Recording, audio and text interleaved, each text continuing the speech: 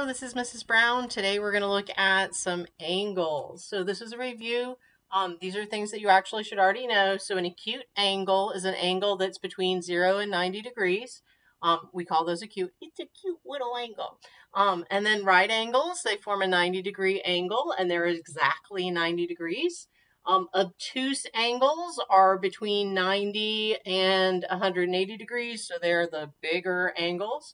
And then you have straight angles, which are exactly 180 degrees. Now, you should be filling in your notes template, and you should have that information already. So this is just review from things you learned previously.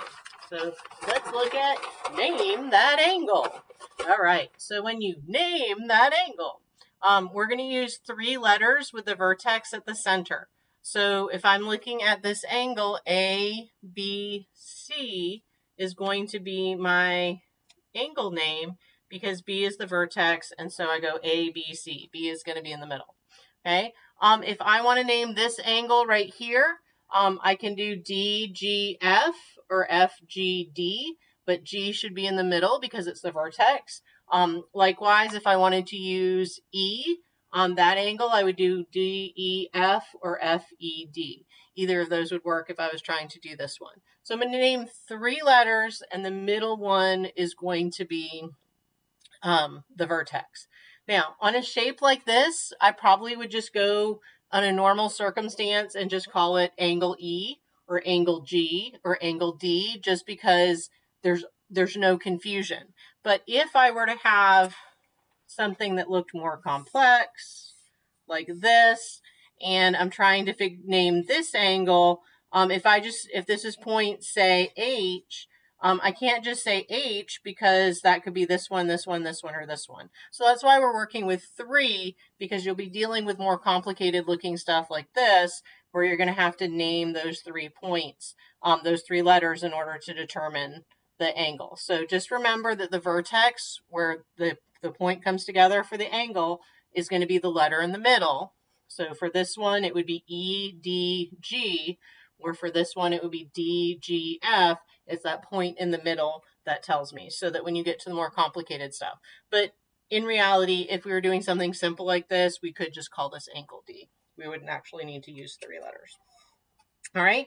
So finally, let's take a look at some of the new vocabulary. Again, you should be filling in your notes template. I didn't use exactly the same examples as I did on the template, so you can choose to write these down or leave it, your choice. But complementary angles are basically angles that have a sum of 90 degrees. So in this example, one angle is 30 degrees, one angle is 60 degrees, 30 plus 60 is 90, so it's 90 degrees. Supplementary angles, it's the same thing, except it's a sum of 180. Okay, so you would look, it's a straight angle, but it's broken up into 125 and 55, and 125 plus 55 is 180. That makes those supplementary angles. And finally, vertical angles are where you have 2 lines that intersect, and the opposite angles are called the vertical angles. So this angle that's in blue is vertical to the other 35, and the one in pink is vertical to the other one in pink. Now, the cool thing is when you have vertical angles, the opposite angles are equal to each other. So if this is 35, this has to be 35. If this is 145, this has to be 145.